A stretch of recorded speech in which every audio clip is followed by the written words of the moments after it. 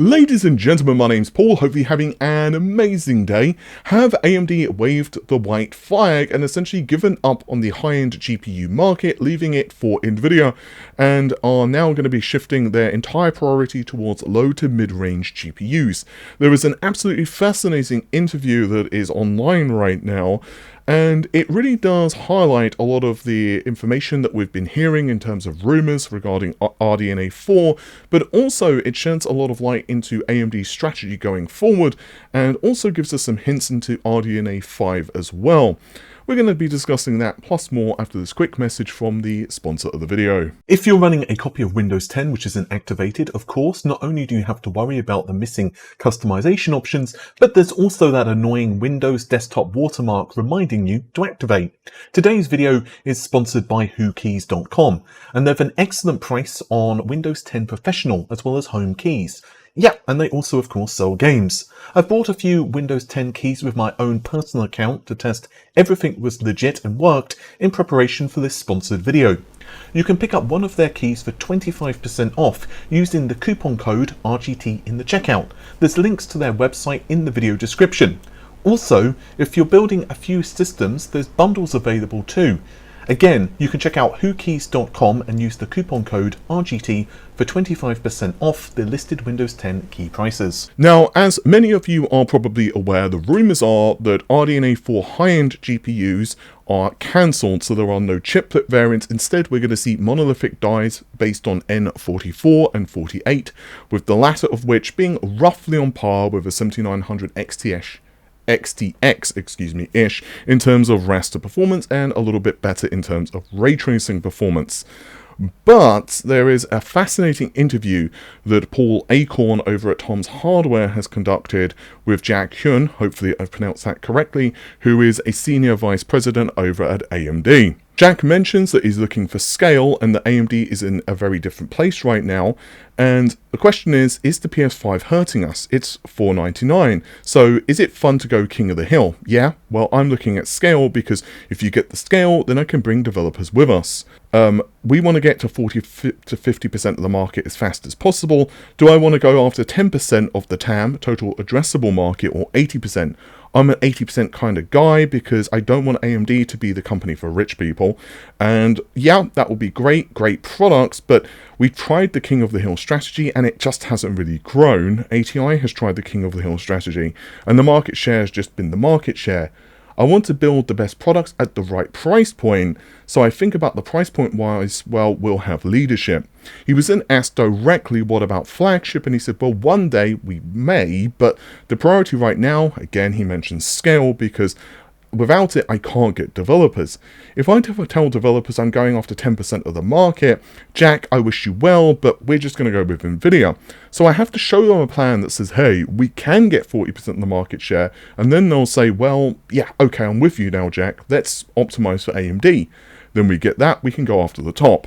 Now, oh boy, there is a lot to unpack here. The first of which is that AMD does have one big positive in its corner, and that is that their GPU architecture in one form or another is in the PS5, the PS5 Pro, the Xbox, and so on and so forth. And obviously that does give developers a lot of experience optimizing for the PC, because while there are some differences, for example, the PS5 will have its own APIs and so on and so forth, ultimately, the GPU architecture shares many similarities, so again, that does help AMD, and things like FSR are also being incorporated into a ton of games at the moment on both consoles as well as the PC. When he's talking, of course, about, well, market share size, specifically the 10% versus the larger 80% or what have you, he is of course talking about high-end, Halo GPUs like the RTX 4090, the 7900 XTX and so on, versus cards like the 4060 and the 4060 Ti, or again equivalent. Now I'm sure you will agree that while the 4090 is very desirable, it also costs a lot of money, so there are a lot of people who may want to buy the 4090 or the 7900 XTX. They look at the pricing and say, yeah, not so much. And therefore they're going to go with a lower end graphics card. And that of course means that they're in an interesting position, because not only are they competing against let's say the PS5 at that point, and also presumably the Pro when it eventually launches and is announced and all that stuff. But also you've got, Nvidia, and it just becomes very difficult. Plus also there's used market, and it becomes a bit of a minefield. Now, yes, AMD have tried, of course, high-end GPUs in the past, and there is a very good argument, well, if you release a high-end flagship product, it really does help market the mid-range. Because, again, let's pick on the RTX 40 series. I'm sure there are a lot of people, maybe even you know them, who just want to buy the 4090. They know that the 4090 is the fastest card on the planet, at least right now. I'm sure that's going to change when RTX 50 launches. But, yeah, I can't afford that. So I want to be on the winning side, and I'm just going to pick up the 4070 or whatever they can afford. And there is a lot of... definitely a lot of... there's a lot of mind share just for having a really good product. And ultimately speaking, there's a lot of tricks, and I don't mean that in a dirty way as in, oh, this is dishonest, but this is a big reason that you see so many different variants of cards, or why Nvidia will do this and that, to have, products in a specific,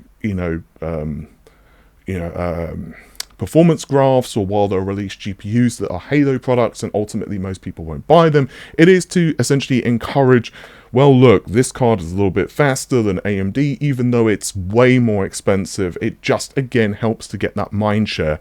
And I do think that's a really good part of it.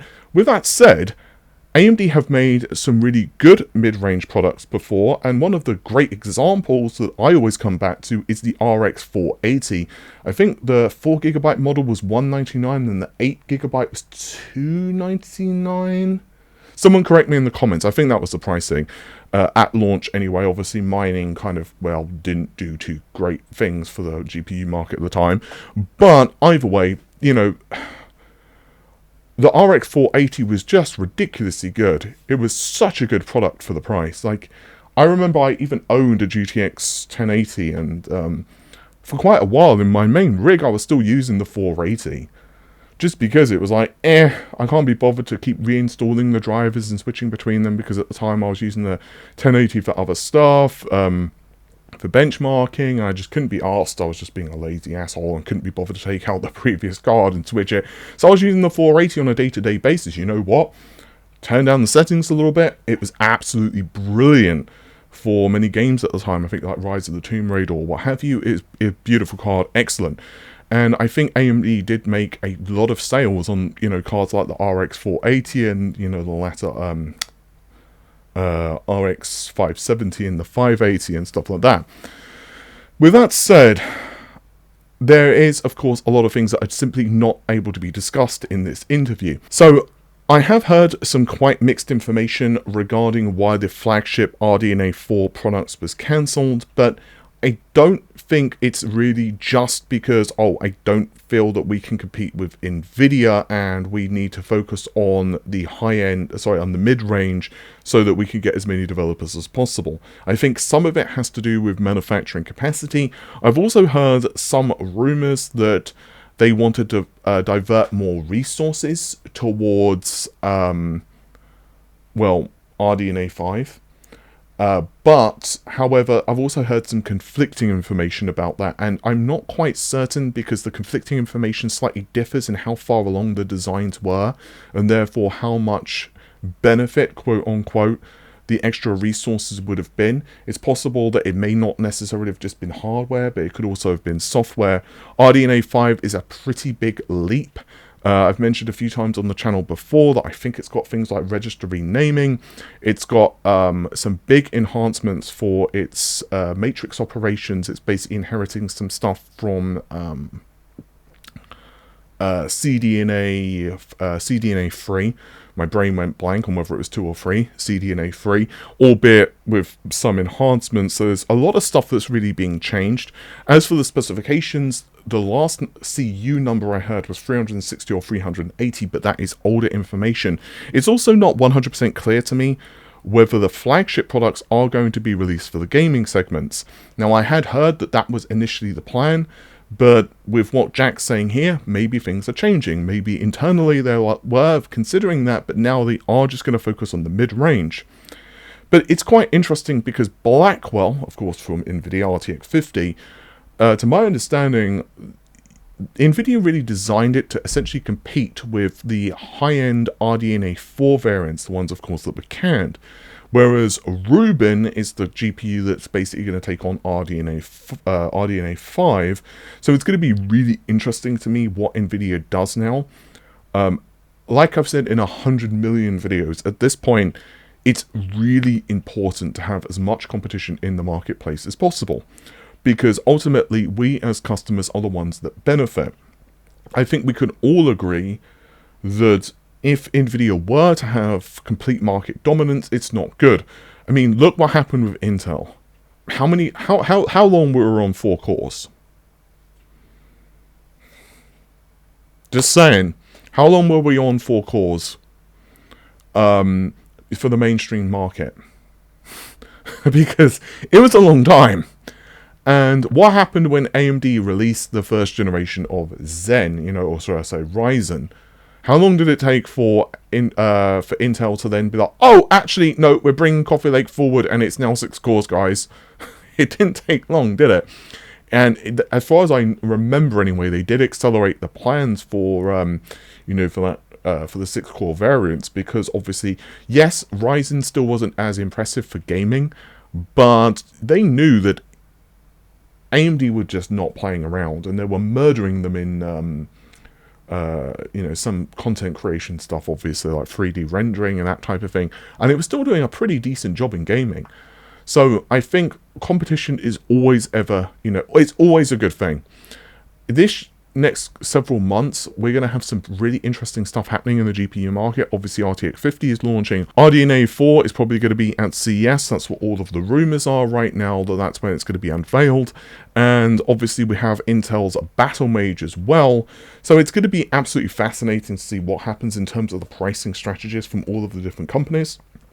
Ultimately speaking, Nvidia just doesn't have any competition for the RTX 5080 and 5090. Which I think is absolutely a shame. The rumor is that, roughly speaking, the 5080 is around 10% faster than the 5090. Unfortunately, what we don't have is the metric on how that is measured. So, is it compute? Is it ray tracing? Is it rasterization? Is it with DLSS and blah blah blah? Like, how are we measuring that? That's the really big problem with those types of claims. And the 5090 obviously is going to be a bit faster. I heard it's around 160 SM enabled, and I say around. I've heard it's a little more from some people, a little 160 from some, a little more from others, but basically. There's 192 SM, so that's a decent chunk that's being disabled on the die, which is kind of unfortunate. It seems it's a 448-bit bus out of 512.